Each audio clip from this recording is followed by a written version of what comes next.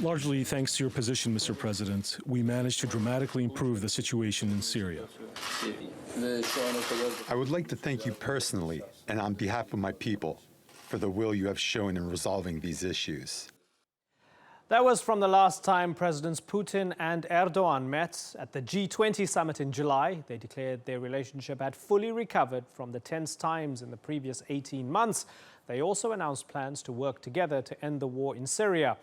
That cooperation has now begun, but this week has shown just how complicated it can be.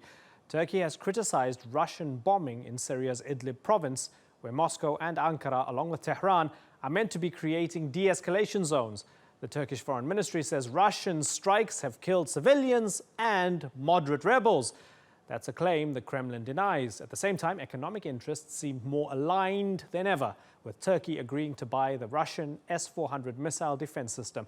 That's seen by some as a snub to NATO. These issues are all likely to be on the agenda during Putin's visit to Turkey on Thursday. Well, to discuss Turkey's relationship with Russia, I'm joined now from Bodrum by Halil Akıncı. He's the former Turkish ambassador to Russia. Thanks a lot for joining us, sir. In a nutshell, what does Putin want from this visit to Turkey? Well, you know, usually this is a working visit. This is a working visit, and it happens every year, every 6 months, or even every 3 months. So they discuss practical issues. In principle, our positions, both in Syria and in other areas around us, are nearing, are getting closer and closer. So in principle, you know, usually with Russia, we sidestep the disagreements and try to concentrate on the agreements and on the development of relations. Of course, there are disagreements. Of course, there is a clash of interests in certain areas, but since the last 20 years, we have been trying to create common interests when there is none, and at the same time reconcile our interests. And we have both benefited from this new last phase of our relations. Well, politically, I don't know. They will be exchanging views, but it is not clear what will they discuss about Iraq, the referendum. In Syria, cooperation has already started.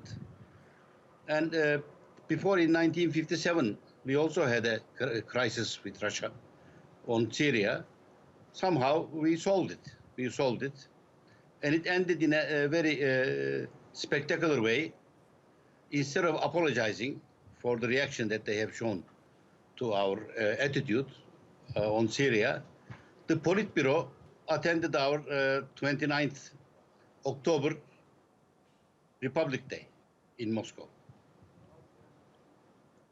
When we look at the relationship and we consider that a Russian ambassador was murdered on Turkish soil by a Turkish citizen, at that time many people feared, oh no, all the good work that had been done after the downing of the aircraft was now going to be undone and the two countries were going to be at loggerheads again. Tell me why the relationship was so important to both countries that even the killing of an ambassador in Ankara didn't seem to cause any more friction. Well, first of all, Russians know quite well who killed the ambassador and from where did he take his instructions and what are the motives. So they knew quite well that it was not the work of the government or a government agent. It was a policeman, I cannot even say without proper discipline, but taking his orders from somebody else, not from the government. So, and they are also quite experienced in terrorist attacks. So they saw this as what it is. Yes. They didn't speculate on that. Yeah, but usually these things are often used as the pretext in order to have bad relations, right? Any reason. Now, when those on the outside, especially on the West, see the purchase of the S-400 missile system by Turkey, they see Turkey and Russia doing arms deals when Turkey is a key member of NATO. They fear that Turkey's turning its back on the West and is deciding to go in a different direction.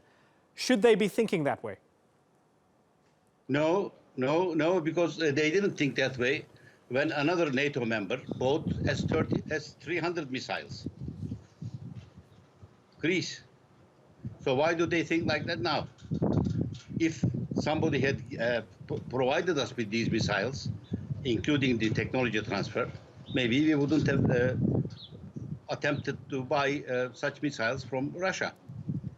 So I don't think anyone, and moreover, since 1774, we are trying to balance our relations because of the difference in power, in strength, with allies from the West. And this continued until 1877, 78. Remember the Crimean War. So our membership of NATO is one of the pillars of our foreign policy, because it also helped more than 50 years of peace. We didn't attack each other, they didn't attack us, we didn't attack us, so NATO still has a function.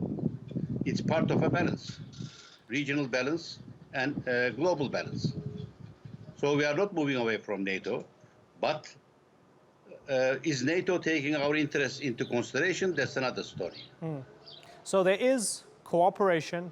Politically, the relationship is decent. As you mentioned, the two countries disagree on some things. Strong economic interests. We see tourism here again. You see lots of Russian tourists around Istanbul, where we are right now. We have all of this. For a lot of people, for a lot of other countries, Russian foreign policy, particularly Russian policy in the Middle East when it comes to a place like Syria, is an enigma. They don't know what Russia wants. They don't know why Russia is backing Bashar al-Assad, for example. Does Turkey know what Russia's interests are in the region? Does Turkey understand what Russia wants in the region? Well, I think we do. Russia wants a place in the Middle East. Russia wants to renew the place it had under the Soviet Union in the Middle East. The humiliation of Russia is unbearable for Russians after the collapse of the Soviet Union. So they are slowly upgrading their status as a regional and a global power. And their policy towards Syria is one of them. Assad is an instrument that can help them have a place in the Middle East. Can they upgrade their status while at the same time not stepping on Turkey's toes?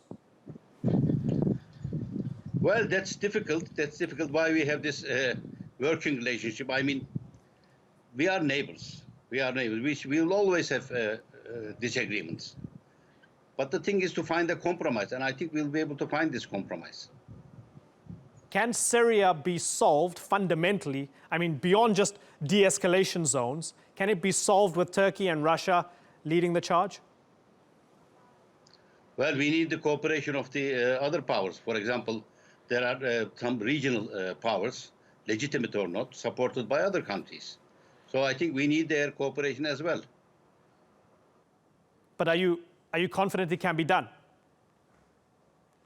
It has to be done. It has to be done. There are too many fires and not enough firemen. It has to be done. Well, the problem with Russia and between Russia and Turkey is our trade relations are balanced. You know, the trade gap and balance of payments between Turkey and Russia is very, very high, very high. So it has to be improved. And while we were expecting this to be improved gradually, and then all of a sudden, after the falling of the plane, Russia imposed an embargo on us. Well, this was not a very wise view. And then another thing, for the first time in our history, this conflict over the airplane was converted into a conflict between the two peoples. Usually we used to keep such conflicts between the two governments, between the two states. So it became more difficult to improve the relations after this airplane incident. But it has been done, and they are moving forward. Interesting times ahead for both nations. Mr. Ambassador Halil Akıncı, I thank you very much for taking the time to join us from Bodrum. Thank you.